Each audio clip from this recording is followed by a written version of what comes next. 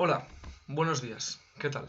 Mi nombre es Álvaro Mateos Domingo y soy el fundador y socio unitario de Asesores AMD. El nombre de Asesores AMD proviene de mis siglas Álvaro Mateos Domingo. Se trata de una sociedad limitada unipersonal, porque por ahora solo cuenta con un socio. ¿A qué se dedica la empresa? Pues la empresa se dedica a la asesoría fiscal en el ámbito de las nuevas tecnologías. Abarcamos todo tipo de nuevas tecnologías, pero nos gusta centrarnos en las nuevas empresas de inteligencia artificial, ya que consideramos que es un sector al alza que puede proporcionar mucho desarrollo a nivel mundial y mucha oportunidad de negocio. Bueno, en primer lugar, pues eso, voy a explicaros el titular del negocio. Soy yo, como he explicado anteriormente, mi nombre es Salvador Mateos Domingo y aquí he hecho una breve introducción de mi vida. Estudios, pues estudié el doble grado de Derecho y ADE en la Universidad Complutense de Madrid. Me gradué en el año 2018. Mientras que, como posgrado, estudié el máster en Asesoría Fiscal en la Universidad Complutense de Madrid, que imparte el despacho de Madrid Garrigues, considerado uno de los mejores despachos de España y de Madrid, por supuesto.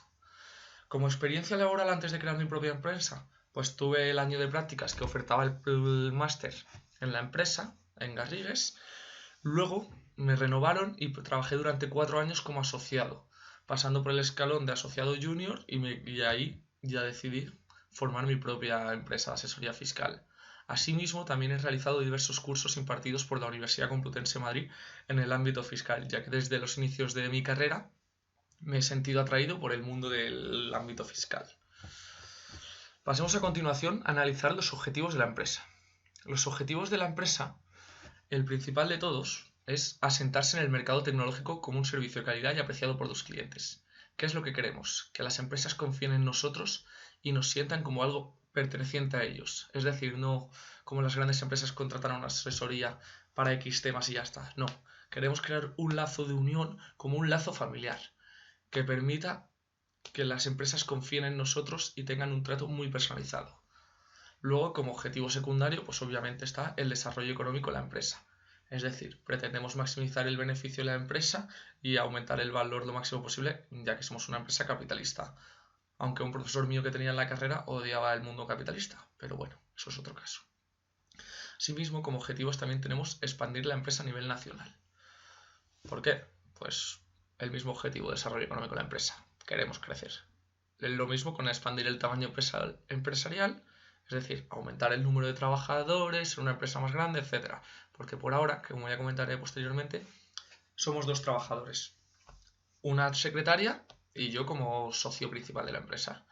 Y asimismo queremos aumentar la responsabilidad social de la empresa, porque somos una empresa que está centrada con las nuevas tecnologías y con el desarrollo sostenible de estas. Es decir, queremos que sean ecológicas y se preocupen por el medio ambiente. Y como tanto, y por tanto, nosotros vamos a hacer lo mismo. A continuación, pues ¿cómo surge la idea de crear esta empresa? Pues la verdad que es un pensamiento que desde pequeño me han gustado los números, me han gustado el poder tomar decisiones, el asesorar, el dinero, o sea, las cuentas me han gustado mucho y entonces eso es desde pequeño, pero la base de la idea surge estudiando la carrera, donde observo que mi vocación está en el ámbito fiscal y tributario, ya que eran las asignaturas donde sentía más predilección y más me gustaban. ¿Por qué las nuevas tecnologías? Pues debido a la globalización actual. Cada vez se están desarrollando mayores empresas tecnológicas. ¿Qué requieren? Pues nuevas empresas que les asesoren para llevar a cabo sus cuentas y ayudar en la toma de decisiones desde el punto de vista financiero, fiscal, tributario, etc. Pero no nos queremos centrar solo en eso, sino también ayudar en todo lo posible. No somos una asesoría fiscal en sí, solo que se dedica a un tema, sino nuestra especialización es esa, pero proporcionamos ayuda legal a nuestros clientes. Ahí está lo que quería decir. El aportamos ayuda. Es una de nuestras principales eslogans o frase identificativa que nos identifica. Pues lo que decía es, por tanto, se observa una oportunidad de negocio, ya que este tipo de empresas se están desarrollando y necesitan la ayuda de empresas especializadas en la materia, que les ayuden a entender la ley, la toma de decisiones más favorecedoras para ellas, sin incurrir en ningún tipo de delito. Porque ya sabemos que se ve mucho en las noticias el tema de ha evitado impuestos, ha defraudado a Hacienda, etc. Nosotros no. Nosotros queremos que nuestras empresas cumplan con sus obligaciones, eso sí, con el mayor beneficio posible para ellas. Bueno, una vez hecha la pequeña introducción sobre mí, sobre cómo surge la idea y sobre la empresa, nos hemos preocupado de buscar, de informarnos sobre el sector.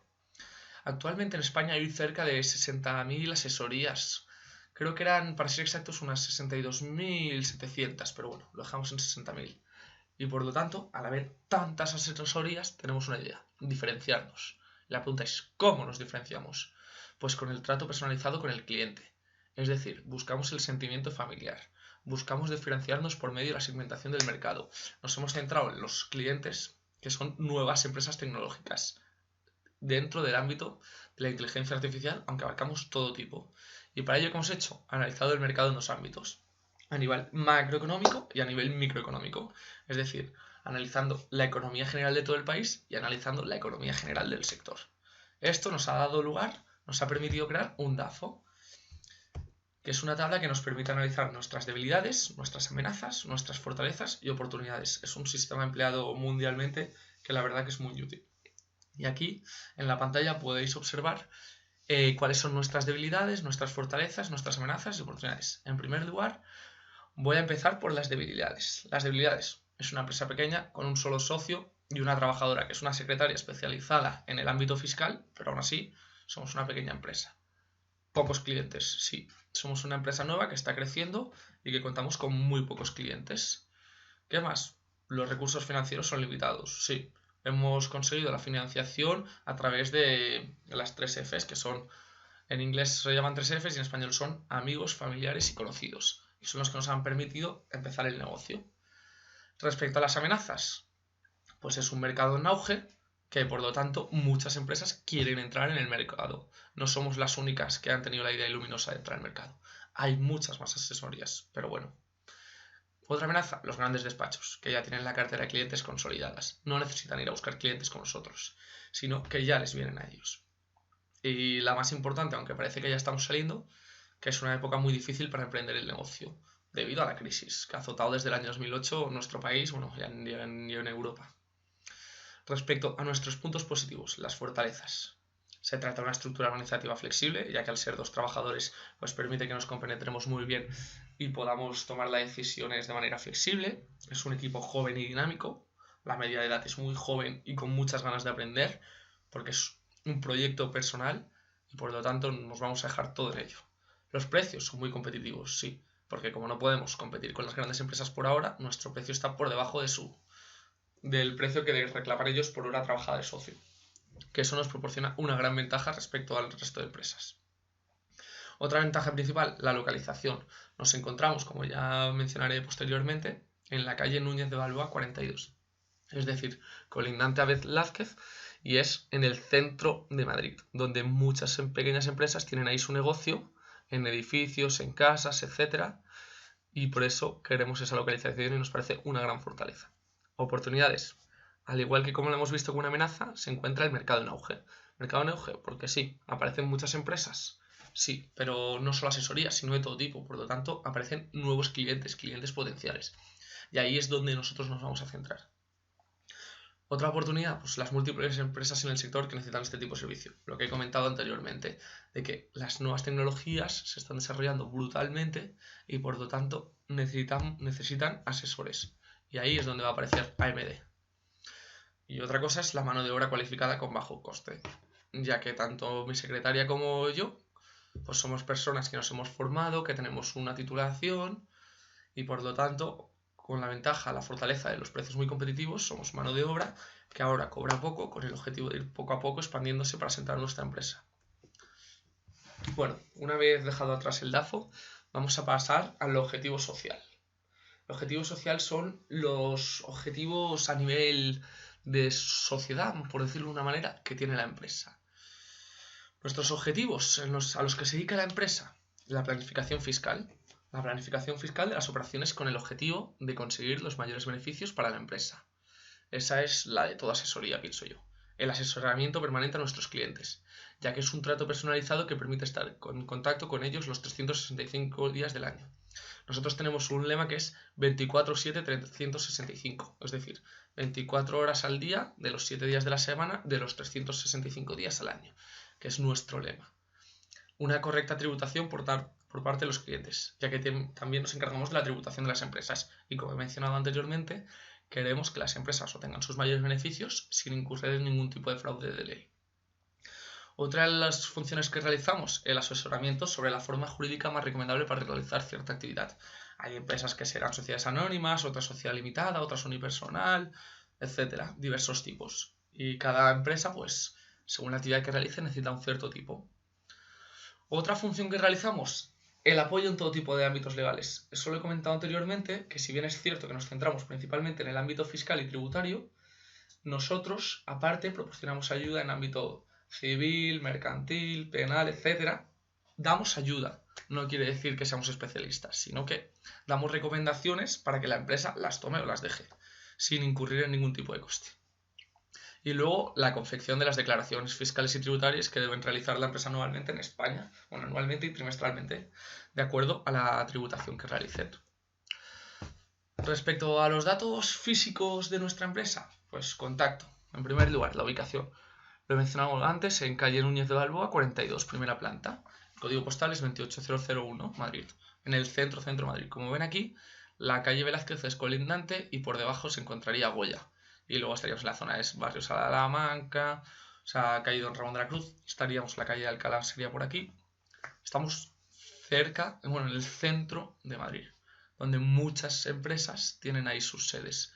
Si bien es cierto que las grandes empresas se han ido a la zona de las 4 torres, etc., las pequeñas empresas, que son lo que buscamos ahora, las de emprendedores, es ahí donde están. Y luego son unas vistas de nuestra oficina. Ese sería el hall. Hay que decir que hemos conseguido este piso por la donación de uno de las 3 Fs, que nos ha permitido un alquiler muy barato, pese a ser una instalación muy buena, con grandes proyecciones de futuro. Y por lo tanto quiero dar las gracias. Sí mismo, bueno, respecto a la forma de contactarnos, tenemos el teléfono fijo de la empresa, donde es un 91-345-6789, línea de Madrid, y luego mi móvil personal, que sería el 606 32 42 72. Asimismo contamos con fax, aunque se emplee cada vez menos, nosotros queremos seguir manteniendo las formas tradicionales y por eso tenemos un número de fax disponible para nuestros clientes en caso de que tengan que enviar documentos, etc. Nuestro correo electrónico, nuestro mail, asesoría.amd@gmail.com. El nombre es el nombre de la empresa, fácil, y estamos, pues eso, 24/7/365. La página web es amdasesoría.com. En la página web pues podrán los clientes comprobar nuestros precios, nuestros datos de contacto, las publicaciones que hacemos en las redes sociales, que también tenemos una gran presencia, tanto en Facebook como en Twitter.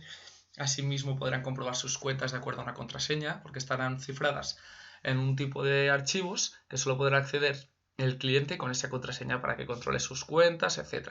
Y hay un chat online de comunicación directa entre el cliente y nosotros para que nos puedan preguntar cualquier tipo de dudas sin coste. Clientes que se quieran informar sobre nuestros aspectos de la vida, del funcionamiento del trabajo, etc.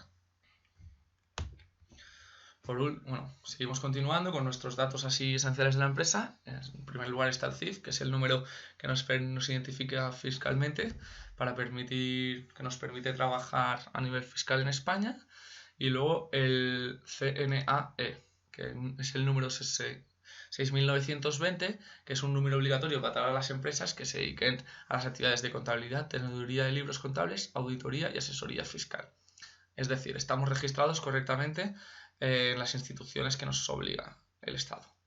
Nuestro horario. Los horarios de oficina, ahí sí que no es 24/7/365, porque la oficina pues se tienen que ser unas horas obligatorias de trabajo, etc. Por lo tanto, por las mañanas abrimos de 9 a 2, de 09 a 14 y por las tardes de 4 a 20. O sea, hace un parón de 2 horas, pero que bueno, que se está en la oficina por si algún cliente quisiera venir. Posteriormente, lo que llevamos diciendo todo el rato, nuestro eslogan, 24/7/365, es decir, 24 horas al día, 7 horas a la semana, 365 días al año abiertos vía mail o vía teléfono personal mío. En verano, las oficinas se reducen por tema de las vacaciones, es una jornada, no por el tema de las vacaciones, sino es más jornada intensiva, que en julio y agosto pasa de 9 a 3. Se trabajan 6 horas a tope por las mañanas y por las tardes la oficina no está abierta, salvo necesidades urgentes del cliente, que podríamos reunirnos en su oficina o en la nuestra. Eso estamos a disposición del cliente siempre. Los aspectos formales de la empresa. Pues en primer lugar hay que preguntarse por qué hemos elegido ese tipo de sociedad, es decir, la sociedad limitada unipersonal. Las ventajas principales que nos proporciona es, no existe un número mínimo de socios, que por ahora es 1, por tanto nos convenía mucho. Es apropiada para pequeñas empresas, lo somos, por lo tanto una ventaja. Gran libertad de pactos entre los socios. Ahora mismo no es algo vinculante ya que solo estoy yo de socio, pero permite que en las pequeñas empresas pues haya una gran libertad entre los socios.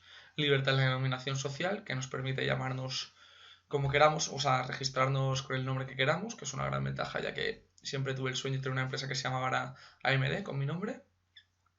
Posibilidad de aportar el capital en bienes o en dinero. Pues los bienes, o sea, los recursos financieros que introduce el socio al entrar en la empresa pueden ser tanto en bienes como en dinero, es decir, el capital social. Este tipo de empresas tiene que ser mínimo de 3.000 euros. Aquí en esta empresa se ha introducido tanto en bienes como en dinero. En dinero se ha introducido un X% en efectivo y luego se ha introducido en bienes el edificio.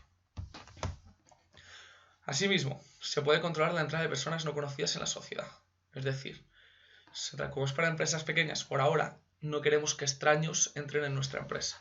Y por lo tanto se necesita la autorización de los socios para que un extraño o una persona no conocida pueda entrar en la sociedad. Asimismo, nos permite nombrar administradores de forma indefinida, eso con revisiones propias de los socios, etcétera, pero los estatutos no prohíben, y flexibilidad a la hora de aplicar los estatutos, ya que se trata de unos estatutos muy particulares en los que el empresario tiene mucho poder.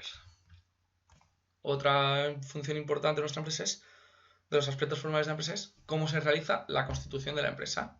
Es decir, se trata de un sistema de fundación simultánea en el que deberán concurrir todos los socios a la hora de la firma, que en ese caso solo fui yo porque era el único socio, y deberá registrarse y publicarse en el registro mercantil, tal como está hecho en el año 2018. La escritura, asimismo, deberá contener los siguientes datos: identidad de los socios, con nombre, apellidos y domicilio, que en este caso solo concurren los míos; voluntad de constituir dicha sociedad mediante una declaración firmada, que se realizó correctamente; aportaciones que cada socio realice, que son las que aparecen recogidas en el balance, en la cuenta del capital social. Asimismo, hay que establecer los estatutos de la sociedad, que son las reglas que rigen el funcionamiento de la empresa. Y, por ejemplo, el número 5 sería la forma de organización de la empresa. Es decir, qué es lo que aparece en los estatutos, cómo se distribuye la empresa. En este caso sería un organigrama jerárquico de mi peldaño de socio arriba y abajo sería la secretaria. Pero bueno, que en el fondo tenemos una relación muy igualitaria y por lo tanto tampoco se seguiría tanto ese organigrama. Pero a efectos fiscales, pues sí. Y por último, la identidad del representante social y del administrador, que en este caso sería yo, Álvaro Mateos Domingo, con los datos que he proporcionado anteriormente, y son los que me permitiría representar a la sociedad fuera de la empresa. Seguimos con los aspectos formales de la empresa. El número de socios, lo he mencionado varias veces ya, es 1 por ahora, con objetivos de expandirnos. Ya tenemos buenas ofertas para que quieran entrar en la empresa socios, hay que verlo. Capital social, lo he comentado anteriormente también, no puede ser inferior a 3.000 euros y debe estar totalmente suscrito y desembolsado en el momento de su constitución. ¿Qué quiere decir esto? Que se sepa quién pone los 3.000 euros como mínimo y en ese momento se han de pagar. Porque hay tipos de sociedades que puede estar totalmente suscrito y 25% desembolsado. Es decir, que se sabe dónde va a venir ese dinero, pero solo se paga un 25% al principio. Pero en este caso no. Asimismo puede haber dos tipos de aportaciones, las dinerarias o las no dinerarias, que son las de bienes. Las dinerarias deberán presentarse ante notario, mientras que las no dinerarias deberán registrarse en los estatutos de la sociedad, pero no será necesaria la intervención de un notario. El tipo de responsabilidad, pues se trata de responsabilidad limitada. Es decir, el socio principal no responde con su patrimonio personal en caso de quiebre de la empresa, sino responde con los bienes que tiene la empresa.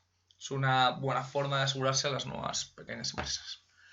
Respecto a la seguridad social, pues soy régimen especial de autónomos, tributamos el impuesto de sociedad y el IVA, y la administración, pues se trata de un administrador único.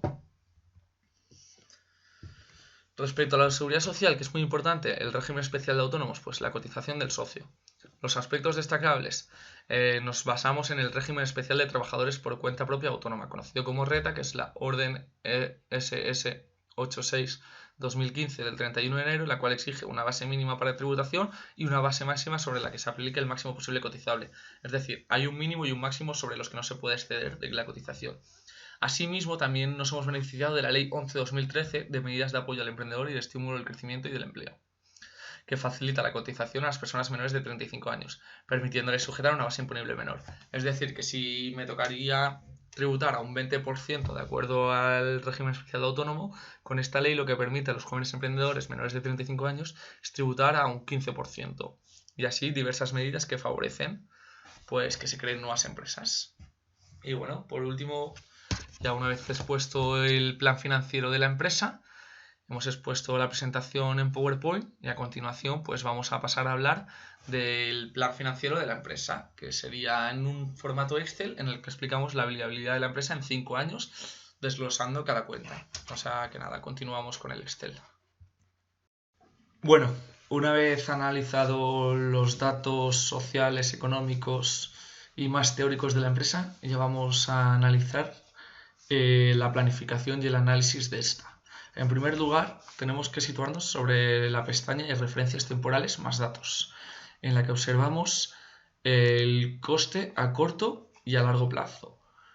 El coste a largo plazo se obtiene de datos contables de la celda G25, que más tarde analizaremos. Pero bueno, aquí, como podemos observar, en el coste del capital se encuentra que cada vez va bajando un 0,1% cada año. Eso es como consecuencia de que el tipo de interés ha sido beneficioso, como consecuencia de la confianza de los bancos en el sector y demás consecuencias que puedan ocurrir. Una vez explicado las referencias temporales y los datos que vamos a tener en cuenta, vamos a ir pasando pestañas. En esta encontramos la inflación, en la que podemos observar el efecto que tiene esta sobre el coste del capital, sobre la tasa actualizada del precio, es decir. Entonces aquí observamos los gráficos que nos explicaría cómo se produciría la inflación. Siguiente pestaña, la de sobreentendidos y hipótesis, nos explican los dos requisitos básicos que necesitamos para que se cumpla nuestro plan financiero. En primer lugar, es que se puede disponer de las necesidades de financiación calculadas. Y en segundo, es que las ventas estimadas son superiores a las requeridas. En caso de que no fuera así, sería imposible conseguir la viabilidad de la empresa. En la estructura financiera óptima, lo que encontramos es cómo evoluciona tanto a corto como a largo plazo. Pero ese es un tema que tardaríamos mucho en profundizar y lo mencionamos brevemente. Por eso vamos a seguir continuando explicando la siguiente pestaña. Entonces vamos a seguir continuando después de analizar la estructura financiera óptima. Vamos pasando las pestañas y vamos a centrarnos en las de mayor importancia. Aquí son supuestos de cómo sería la venta de la empresa, las empresas de inteligencia artificial que aparecen aquí mencionadas, de acuerdo a los datos obtenidos por los alumnos, el proyecto gráfica y a nosotros, mira, una pestaña que es muy importante, que es la vinculación del balance esbozo, la cual ya entramos en detalle en el vídeo anterior y por lo tanto la vamos a mencionar solamente. Aquí mismo encontraríamos pues la explicación del balance a 5 años temporales. Seguiríamos continuando y aquí encontraríamos una pestaña en la que sí que hay que profundizar, que es la del coste del capital constante y coste capital variable. Aquí encontramos cómo sería el coste capital si este es constante y si es variable y cómo sería el valor del empresario. Y vemos cómo aquí va aumentando. Por lo tanto, continuamos. Y aquí la pestaña que viene en relación es la del valor de cada socio, que nos explica la rentabilidad económica anticipada, rentabilidad económica anticipada también, los intereses de las deudas, la rentabilidad financiera. Y a partir del gráfico podemos observar cuál es el valor de cada empresario. Este ejemplo se vio en clase con el ejemplo de mi querido amigo Javier y de Belén, los cuales nos mencionaban cuál era más valioso y obviamente fue Belén la más valiosa. Pero bueno, aquí continuamos y en el proyecto del valor del empresario pues sería desarrollado, que tendríamos que centrarnos, pero debido a que tenemos que hacerlo de un caso general, pues vamos a ir continuando. Asimismo continuaríamos y entraríamos en la celda de abajo arriba sencillo, la cual nos es de bastante importancia para la explicación del análisis y planificación financiera. Pues como decía, en la pestaña abajo arriba, en este caso sencillo, nos permite conocer la estructura financiera desde abajo arriba, lo cual es una gran virtud para este ejercicio. Y a continuación analizaríamos datos como de abajo arriba, con los gráficos, el valor de Pepe y de Pepa, que en nuestro caso era el de nuestro amigo Javier y de Belén, y cómo irían evolucionando. Aquí mismo encontraríamos las tasas de factores y descuentos. Asimismo, aquí está el ejemplo de ventas previstas y ventas requeridas que continuarían todas estas pestañas. Como hemos dicho antes, un factor importantísimo, una hipótesis para que se cumpla la racionalidad del plan financiero es que las ventas estimadas sean superiores a las requeridas. Por lo tanto, en estos ejemplos observamos que es así como se cumple. Y así continuaríamos hasta tener que llegar a nuestra pestaña esencial, la cual es conocida como documentos contables, que debe estar aquí. Efectivamente, aquí encontramos la pestaña de documentos contables, la cual vamos a pasar a analizar con profundidad. Bueno, la pestaña de documentos contables la vamos a analizar en profundidad y vamos a seguir las pautas que nos indican aquí las indicaciones.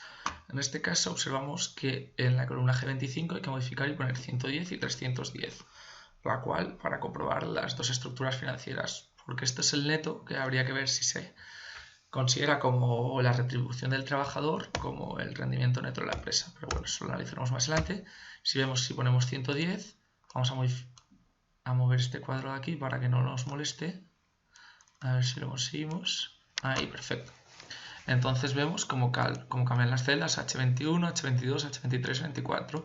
En caso de que pusiéramos 310, pues lo mismo cambiaría. Y vemos cómo nos han ido modificando el resto de celdas. Sí, pues primero vamos a empezar por 110. Vamos a analizar y aquí observamos que el pasivo no corriente es de 41.780, el cual viene consecuencia de todo deudas a largo plazo, ya que no tiene deudas a corto plazo y que es como consecuencia de los pasivos financieros. Respecto al pasivo corriente, encontramos que el total es de 7.020, el cual aparece desglosado en deudas a corto plazo a 1.020 y 6.000 de acreedores y financieros. Con ello tendríamos un balance de 59.080 y en este caso nos es importante el H60, tal como menciona aquí el texto. ¿Qué pasaría ahora si pusiéramos 310? Pues vemos cómo va modificando y nos cambiaría el total del pasivo, el pasivo corriente y demás, aunque quedaría el mismo balance. Por lo tanto, esto es la estructura financiera. Asimismo, hay que seguir la columna AI. Para seguir la columna AI, pulsamos F5 y vamos directos a la celda que queremos buscar y la cual, este es un truco que me enseñó mi profesor de análisis y planificación financiera, el cual viene muy bien.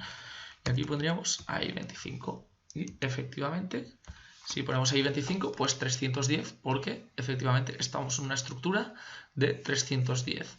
Esto es lo que nos permite, porque el año pasado era el 31 de diciembre de 2006, es decir, el último periodo del ejercicio 0, y esto es 1 de enero de 2017, el día 1 del ejercicio 1.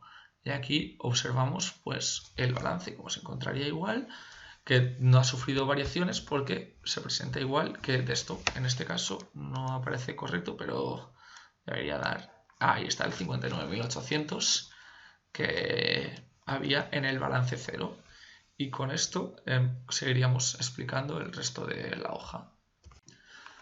Una vez explicado cómo serían los documentos contables, por ejemplo con la estructura de 310, pues lo que tendríamos que hacer es minimizar al máximo. Bueno, aquí observamos en esta columna se explicarían todos los ratios, donde está el cursor, toda esta zona serían los ratios que van surgiendo a lo largo de cada año, y minimizando al máximo pues encontraríamos que aquí estaría el balance del año 1 con sus ratios respectivos, balance del año, bueno, sí, del final del ejercicio 0, balance del ejercicio 1, ratios respectivos, balance del ejercicio 2, ratios respectivos, balance del ejercicio 3, continuación, ¿no? Y entonces en la celda vamos al final del todo a ver si lo conseguimos seleccionar para ver cómo sería el balance del último año.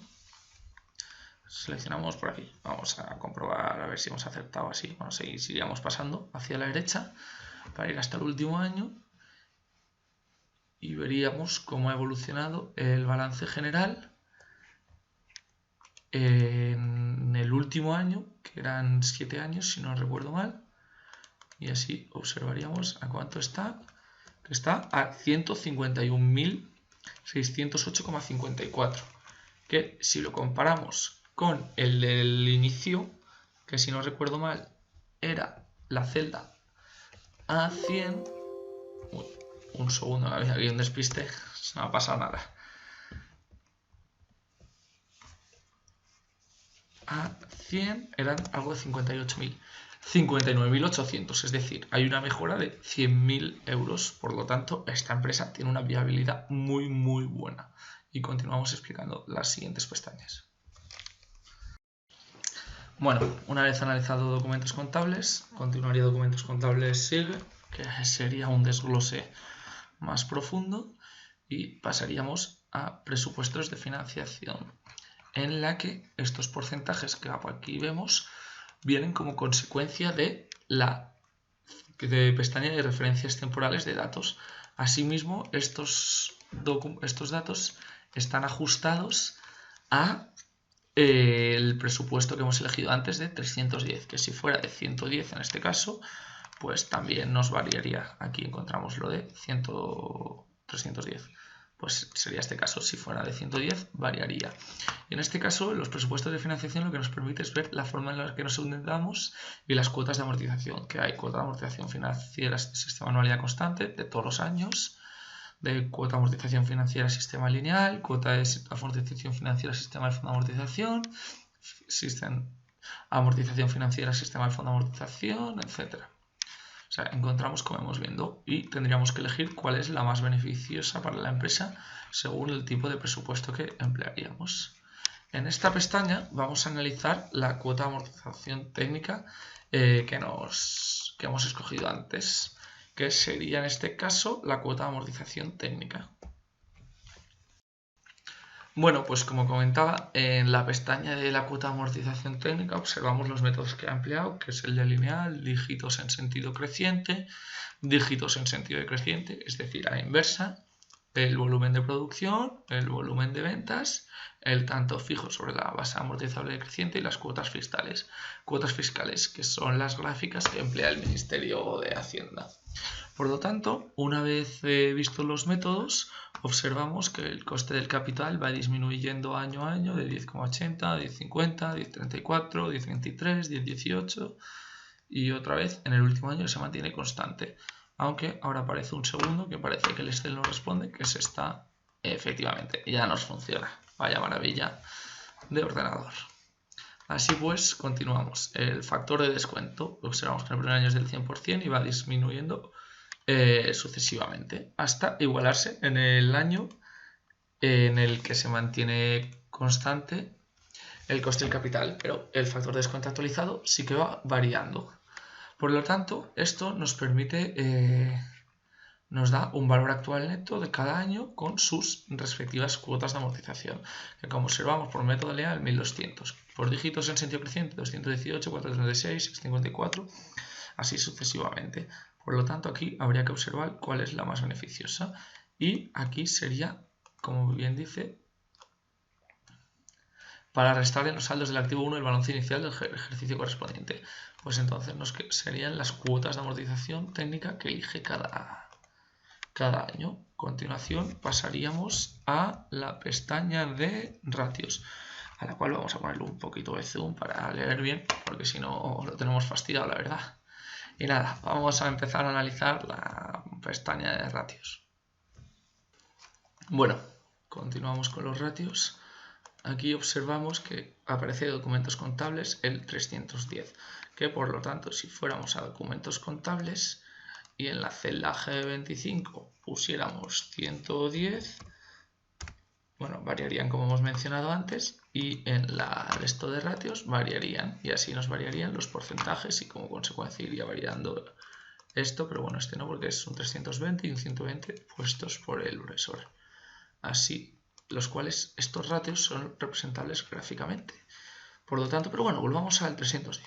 Siempre he sido muy fan del 310, por lo tanto, dejamos 310, que de dinero en fondos propios habría, la verdad. Pero bueno, continuamos, cuotas de amortización y presupuestos de financiación ya lo hemos analizado. Pasaríamos a ratios. En ratios pues veríamos cómo ha variado el 310 y los ratios se calcularían en función de los documentos contables y aquí pues entonces todo dependería de los documentos contables. Asimismo continuaríamos y pasaríamos a gráficos de los ratios, en los cuales datos obtenidos con pegar vínculos y representables gráficamente. Así pues, cancelar no, que deseamos reemplazar nada. Tendríamos 320 Pues ratios L7. Entonces nos tendríamos que ir a ratios, a L7, y pues aquí sería el 320. Continuamos. El porcentaje, ratios L8. Continuaríamos, ratios K3, ratios L3, etc. Por lo tanto, esto se desprendería. Aquí está 8, ratios K3, pues en este caso no hay ningún ratio. Entonces, la evolución de los gráficos se obtendría de haber analizado eso, como sería la representación de año a año. Aquí encontraríamos, pues eso, ratios estáticos, su evolución, 4 de ratios estáticos, 5, luego pasaríamos a los dinámicos, que observaríamos la evolución que es creciente. Asimismo, en ratios dinámicos podríamos observar como una curva, una especie de curva que es creciente y luego decreciente, pero con menos inclinación. Y una vez analizado eso, pasaríamos a analizar las siguientes diapositivas, como podría ser la distribución de probabilidad, la probabilidad de insolvencia, la cual es bastante importante, y el Bantil, liquidez, etc. Pero bueno, vayamos paso a paso y no adelantemos acontecimientos. Me he equivocado. No había que pasar a distribución de probabilidad, había que analizar el gráfico de los ratios. Vamos a analizarlo más en profundidad de lo que hemos hecho anteriormente, en la que aquí analizaríamos dato a dato, subiríamos pues eso, viendo que antes ha cambiado, ratios L7, pues si pusiéramos aquí un número que fuera 110, por ejemplo, nos variaría en el gráfico de los ratios. Y por ejemplo, pues aquí vemos dónde aparecen los datos, las leyendas que significarían cada cosa, que habría que darle un poquito de zoom para conseguir descifrarlo, que sería el coste de la deuda, sería en azul, el porcentaje del coste del capital en el tiempo, que sería la línea morada, el coste del capital propio de KLT y el coste medio ponderado, que sería la línea azul. Y así veríamos cómo se van analizando en todos los gráficos. Vamos a retirar otra vez el zoom para poder analizarlo. A continuación pasaríamos a ratios estáticos. Veríamos que el coste del capital es ascendente, mientras que voy a dejar aquí la vista. El disponible más las existencias en ratios estáticos va aumentando y el disponible menos los deudores es mínimo. En ratios estáticos sigue siendo lo mismo, y aquí en ratios estáticos 2, en el segundo tipo de ratios estáticos, pues tendríamos que analizar todos los ratios que hay, que el único importante es el azul celeste, el cual es el activo circulante, que vemos que es el que más crece, que de acuerdo al gráfico de ratios tendríamos que ir a activo circulante y observaríamos que es el de mayor en ratios estáticos de 13, 36, por lo tanto vemos como analizando. En el resto, el económico, el de estructura, el de equilibrio serían mínimos. Por lo tanto, es a partir de ello cuando observamos la evolución. Asimismo, continuaríamos bajando y pasaríamos al disponible más existencias realizable, que como hemos visto subiría. Aquí, otra vez, ratios estáticos 2. A partir de X de 2016 a 2020 observaríamos la evolución, la cual es, bueno, la misma que la del lado, si no voy mal encaminado, la verdad. Efectivamente, aquí encontramos, pero sí que variarían algunos ratios. Eso depende de que aquí hay un 120 y aquí un 110, que si los hacemos iguales, pues nuestras gráficas se deberían igualar, y efectivamente es lo que conseguimos, que aquí se igualen.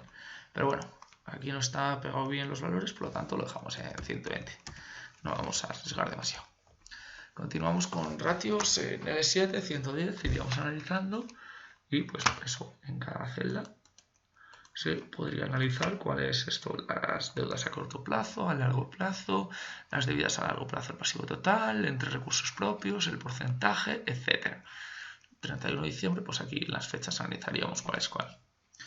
Siguiente, más ratios estáticos, pues el de recursos permanentes entre el activo fijo bruto, recursos permanentes entre los recursos propios. O sea, habría que ver el porcentaje que nos van dando. Es decir, es la representación de todos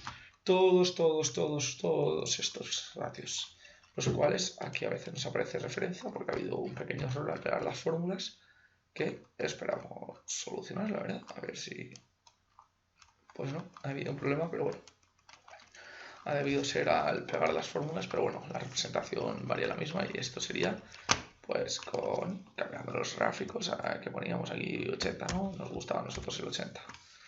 Pues aquí ponemos 80 y entonces se supone que esto nos debería variar y ponemos 80 y estarían pegados y a partir de aquí empezarían a variar todos los ratios. Por lo tanto, esta es la explicación más concreta del gráfico de ratios.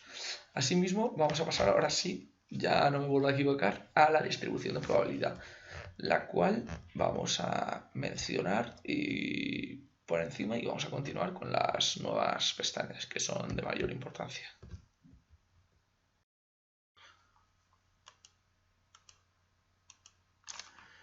Pues en la distribución de probabilidad, pues aquí nos vemos las fórmulas que aparecen en el Excel, las que nos enseñarían cómo está distribuida la probabilidad.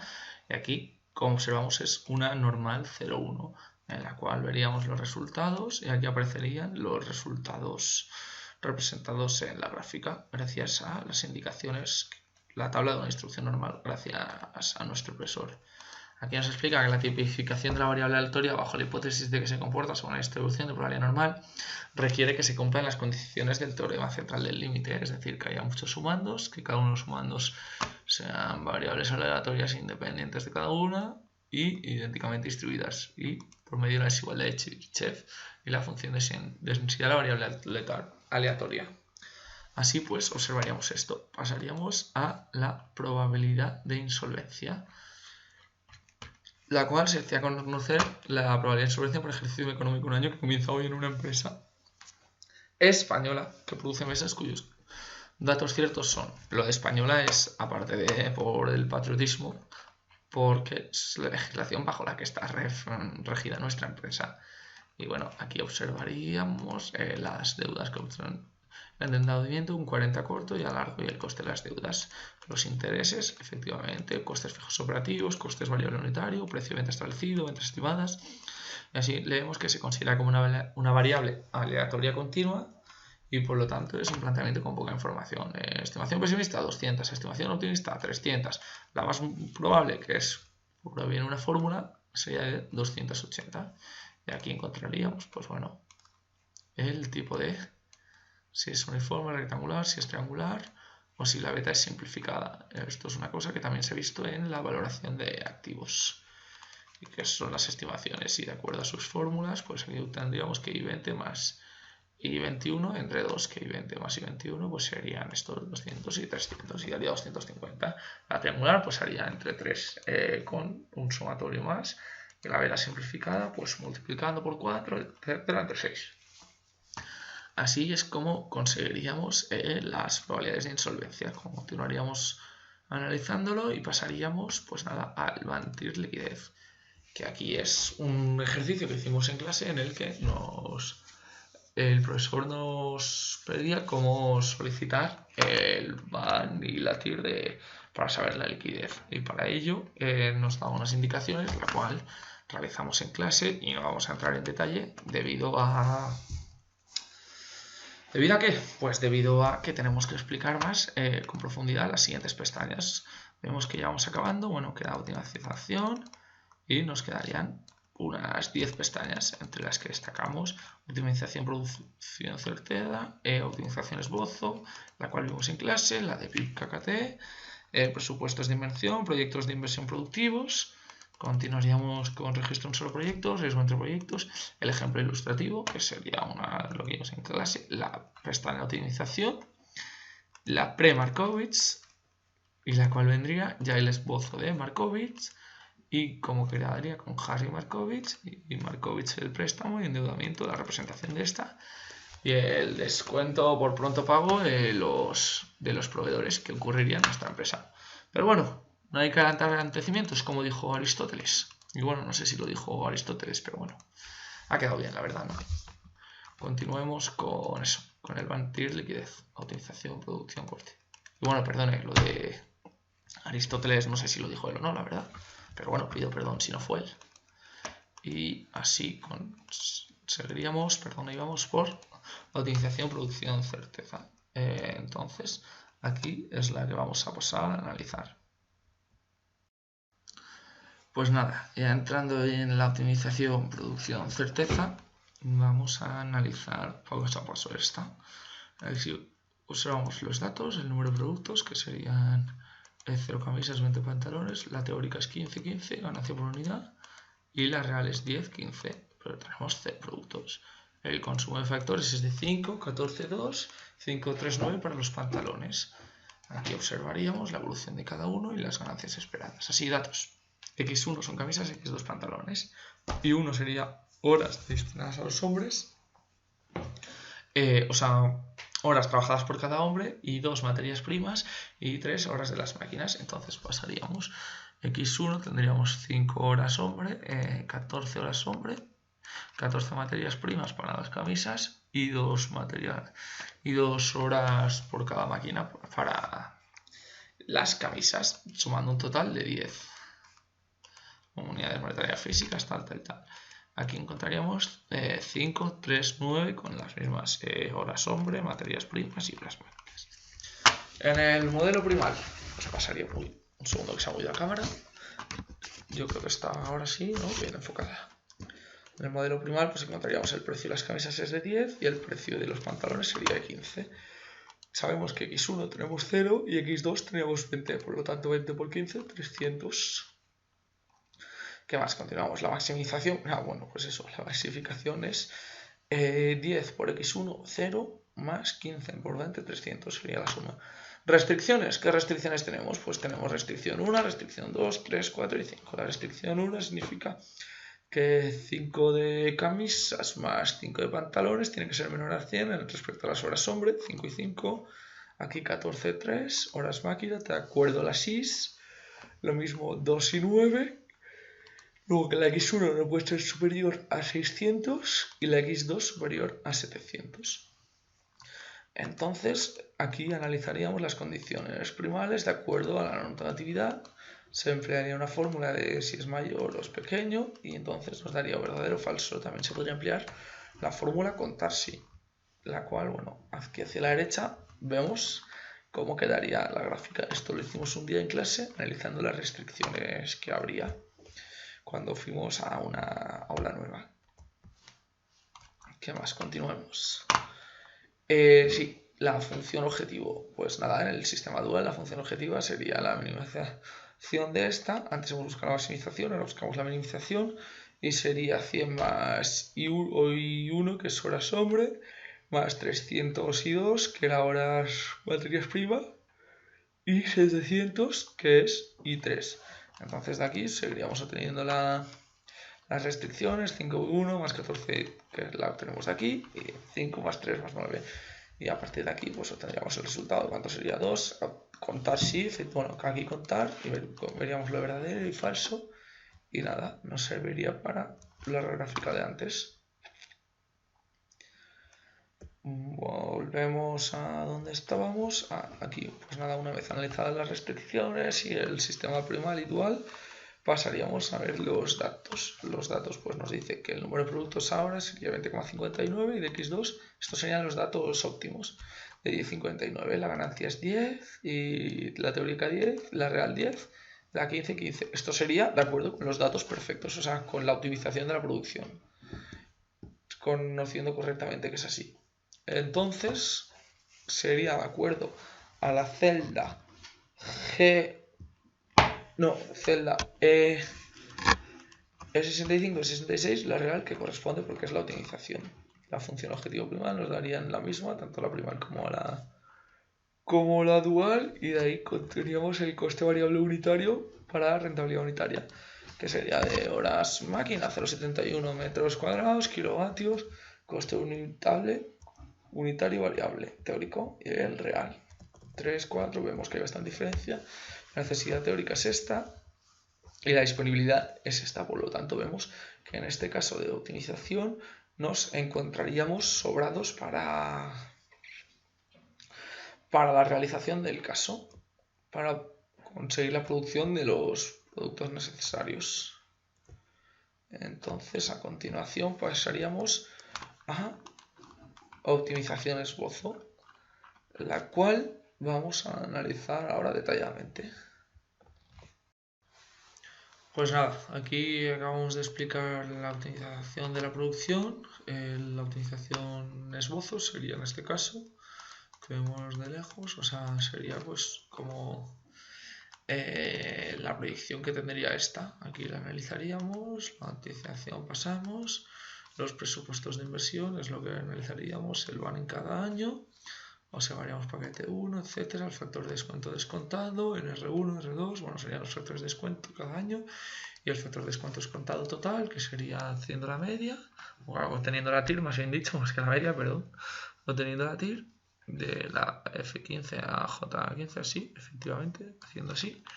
Y nada, esto es lo que tendríamos. Y pasamos a los proyectos de inversión, en los cuales nos centraríamos en el van de cada uno y así como serían los desembolsos iniciales y la fluctuación que tendrían. Encontramos que empezaría en menos 2.000, irían 1.000, 1.500, 2.000, 3.000 y el total sería una suma de 4.000. Como observamos, 5.000, 6.000, menos 2.000, 4.000, efectivamente. Aquí mismo, asimismo, nos explican la financiación externa ajena, que en este caso sería 700, y la propia de 5.000. El total nos daría 5.700. Y 5.500 más 5.700 nos da 200 excedentes de tesorería. Lo mismo, 7.500 de total, 1.000 más 1.000, 6.000 más 0, 1.000, entonces menos 6.500 excedentes de tesorería. Aquí sería 13.760, 23.590 y de 50.986. Bueno, en cada año. El año 1, 2, 3 y 4. Así mismo, ¿qué más? Bueno, claro, como vemos aquí, el porcentaje de recursos propios sería un 5% y el producto tendríamos. Así mismo, aquí encontramos, un segundo que nos movamos, los factores de desviación con el factor sombra, el factor de inversión y el factor espejo. Entonces contendríamos estos los factores de descuento que hemos obtenido previamente, que serían A8 y 8, etcétera, que vendrían pues, provenientes de aquí a la izquierda, bueno, de A8 y 8, tal como se ha mencionado. Estos serían los factores de desviación. Las desviaciones típicas, pues estas vienen calculadas manualmente. Uy, no, perdón, no quería darle zoom, quería moverlo a la derecha. Y así veríamos la evolución de cómo quedaría en cada año. Aquí podríamos analizar por los parámetros 3, 2, 1 y cómo sería la evolución de sus activos y la matriz de covariancia del activo. Este sería el activo IT' y de TT' con los flujos de netos correctos. Así encontraríamos que el total es la suma de R22 y V26, es decir, esto sería 7.160 el resultado de la covarianza. En estas ya entraríamos a analizar el riesgo en un solo proyecto, momento del tiempo, los flujos de netos de caja operativos esperados, la dispersión de los flujos netos de caja esperado, el coste del capital, que sería 7%, el factor de descuento, que sería un 100% aquí, 0,93, bueno, 93%, 87% y 0,82, que en porcentaje 82. La esperanza del BEN 7,20, la cual que sería la suma de C5 más C6 más D5 más D6, es decir, esto más esto. Y nada, obtendríamos eso, pues en este caso sería C2, sería mantener los flujos. Matriz de coeficientes de correlación, pues aquí veríamos cómo estamos hablando. Siempre la matriz diagonal tiene que ser 1 y es simétrica, por lo tanto 0,9 en un lado, 0,9, 0,93, 0,93. 0,92, 0,92, 0,95, 95 y 0,96. ¿Y qué más? Continuamos. La matriz de covarianzas, pues igual. Aquí observamos que es simétrica la matriz salvo la diagonal, en la que encontramos 1,38, 0,095, 0 tal. La diagonal, bueno, aquí no lo podemos marcar, pero sería este. Ahora se puede marcar. No tiene por qué ser simétrica. Y en la matriz de covarianzas descontadas tampoco. Pero las matrices estas son siempre simétricas, el 8 con el 0, 0,08 con el 0,8, etc. Y aquí tendríamos la esperanza del BAN, partido la variancia del BAN, etc. Y nada, este es el riesgo en un solo proyecto. Ahora habría que analizar entre proyectos. Pues habría que analizar los diferentes niveles y las diferentes matrices. Y lo que tendríamos, la matriz de coeficiente de correlación, sabemos que es 1 y tiene que el resto, cuanto más se aproximen a 1, mejor es. Y analizaríamos parámetro 1 y parámetro 2, teniendo en cuenta los resultados anteriores y las matrices. Así pues, continuaríamos. Aquí habría un ejemplo ilustrativo que hicimos en clase para explicar y conocer en profundidad cuáles eran las matrices de cada cosa y así analizaríamos, pues eso, es el ejemplo que nos dio el profesor. Y a continuación pasaríamos a una diapositiva muy importante que es la de optimización. Pues para finalizar analizaríamos la pestaña de optimización en las que nos vendrían lo que habría que hacer, las fases, que aquí tendríamos efectivamente todas las fases que habría que analizar. Pasaríamos a Markovits, que nos serviría el Markovits-Harry, que tendría en cuenta todas las variables que tendría que tener en cuenta la empresa para poder realizar su plan de empresa. Aquí en préstamo y endeudamiento, pues igual, las variables que habría que tener en cuenta para analizar los préstamos y el endeudamiento que puede alcanzar dicha empresa. Y entonces esto sería siempre viable siempre que se cumplan dos objetivos. Maximizar el valor de la empresa y maximizar el valor del empresario año a año. Y nada, pues esa ha sido la explicación de mi empresa y espero que lo hayáis disfrutado y hayáis aprendido mucho de ello. Muchas gracias por vuestra atención. Un cordial saludo.